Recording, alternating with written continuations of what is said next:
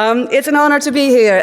3 years ago, we had World Geothermal Congress, and I saw also Dr. Guo for your excellent presentation mentioning World Geothermal Congress in Beijing.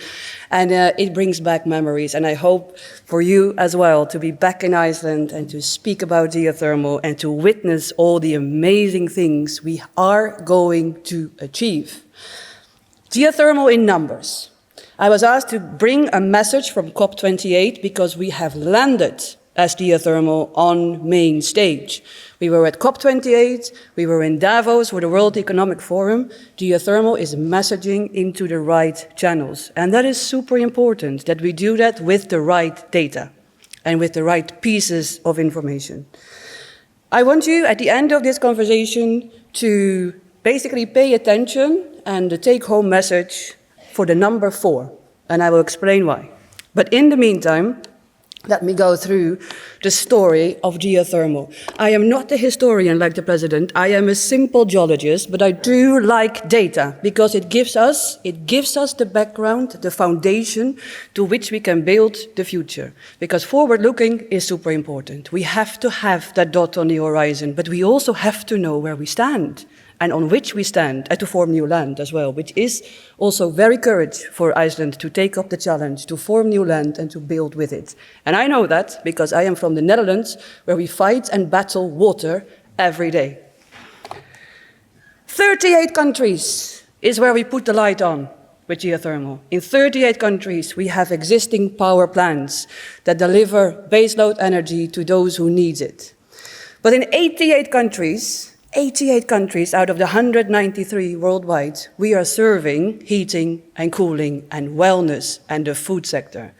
We're expanding geothermal messaging across the world, not just for power. And I do appreciate that we want to electrify everything, but the utilization of the geothermal resources worldwide is on the rise when it's about the direct utilization of our resources for exactly what we need as well, to be comfortable in our homes and to produce sustainable food and to make industry clean by the end of 2050, the low-carbon business. IGA, International Geothermal Association, not only a very proud co-host of all the World Geothermal Congresses and the one that we are organizing in Calgary, Canada in 2 years from now. One of the most important things that we do as IGA is to keep the records, to build the archives, and to monitor and to put out the vision for the future. The stocktake is important. The stocktake of where we stand in geothermal. As I said, 88 countries we're doing geothermal direct use. In 31, we're putting the light on. But we do so much more. We're serving a market, and the messaging around that market development and the market breakthroughs that are required in order to put geothermal on the maps of policymakers, and doing that advocacy and building that global coalition of the willing is equally important. But we also sell. We sell turbines. 197 geothermal fields all around the world are utilizing over 671 power units. So we are in business. And we are putting the message, I guess, even more out there when we speak about wells.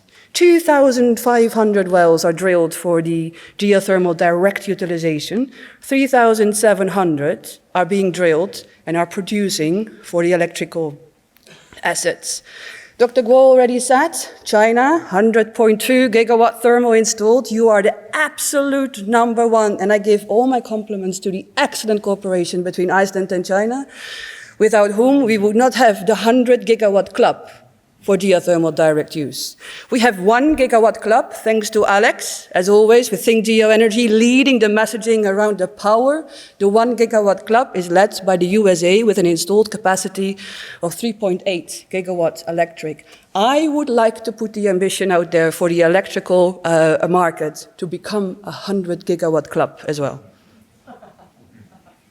Right, Alex? But there's so much more with geothermal, and this is why I like Iceland so much, because, Rosa, you talk about the quality of life. With geothermal, we are producing a better life. We also create jobs, and I have to here make a call for our wing ladies, women in geothermal. 20% worldwide of the 250,000 people who are working in geothermal is female. And yes, that's a worldwide average. If you look at Iceland, I bet it is not 2080. It is probably 50-50.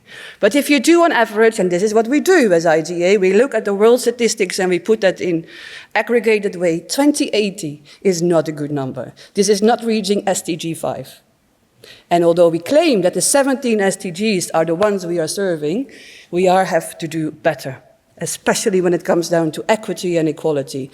Having that said, we're pledging, most priority number that we are pledging towards is the number 7 goal, clean, affordable access and energy for all. And I think in that respect we're doing really well, but we can always do better.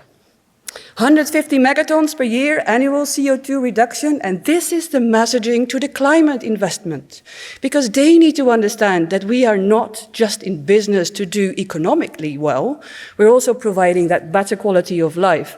And for climate investment and for the green finance investment community, these metrics are super important. So I urge all of you to talk about, to message about, but also put those metrics out when you're dealing with project development or asking for funding, for grants, for loan, for debt financing, or even for the VCs.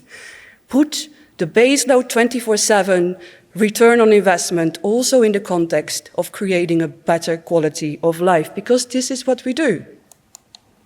At the same time, economics matter, the double-digit return. I used to work in the oil and gas sector, and they always call renewables the least interested of the business model because it doesn't deliver double-digit returns. But we have now the right data in our hand to say you're wrong. We do deliver double-digit returns. If you look at our power assets, a whopping 12% at the end of the line is going to give you your cash flow that you want. For heating projects, it's all the way between 12 and 16%. That's a good number. I would like to invest in an asset that is producing 24/7, a lifelong, guaranteed return on investment of 16%. The only thing is, ladies and gentlemen, what we need in geothermal is patience. Because as you can see, it only comes in your bank after year 7. And that is something we need Iceland as well with us to message out there that patient capital is the capital we need in order to reach our goals. And I'm very thankful, Sverre, you talked about it, the Triple Up pledge in COP28 in Dubai.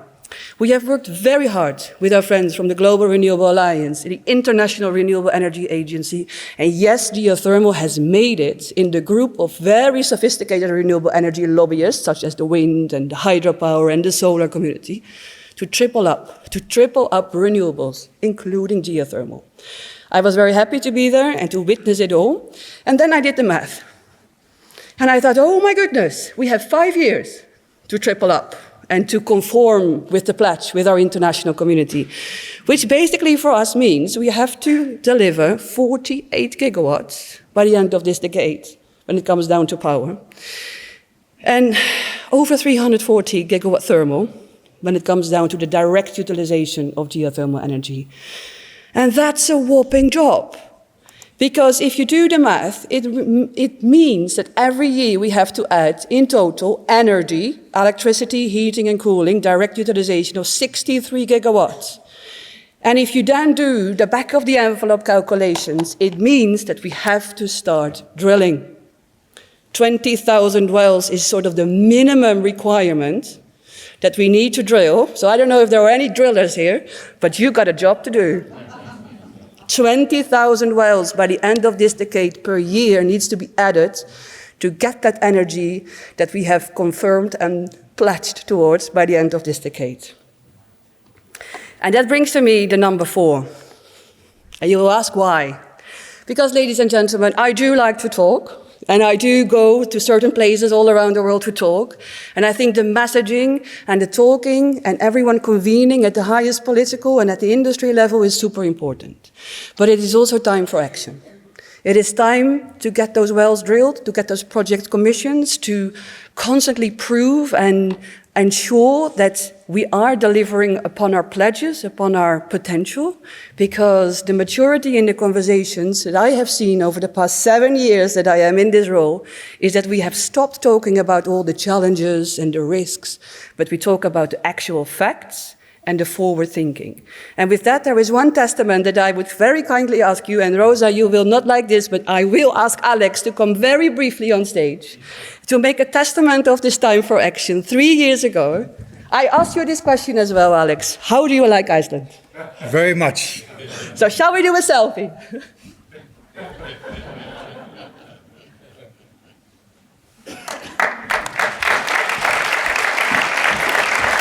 And if you allow me, Rosa, I have 2 more slides. I have 2 more slides, time for action, and to a testament towards our World Geothermal Congresses.